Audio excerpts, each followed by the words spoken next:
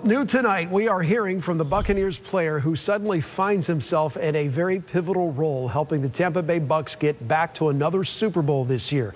Wide receiver Cyril Grayson is now Tom Brady's #2 target after Chris Godwin got hurt and Antonio Brown left. And tonight, sports anchor Kevin Lewis speaking with Grayson himself about how he's earned the trust of number 12.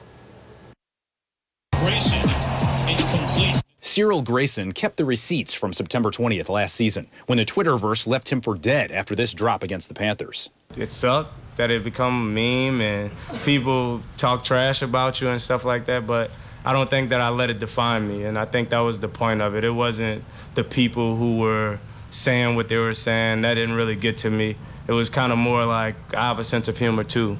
It takes time to earn Tom Brady's trust, and Grayson had to show TB12 he was worthy of more targets. It started last year, he did some good things for the team, and then, continued in the offseason and then in training camp, and then really got a shot, made some plays in the New Orleans game, and just has kind of kept it up. Grayson said Brady didn't hold back when he made mistakes. After one drop in particular, the future Hall of Famer immediately built him up after tearing him down. He said, the reason why I'm so hard on you is because you have this talent, and I just want to pull it out of you. And I see that in you, and I just want you to see that in yourself.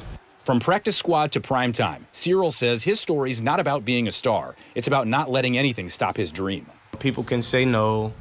People can try to deny me, but if I have my mind set for it, then I can do it. And that's what I want people to take from me. Grayson said Plan B was a career in kinesiology and physical therapy, but Plan A is going pretty well right now. In Tampa, I'm Kevin Lewis, ABC Action News.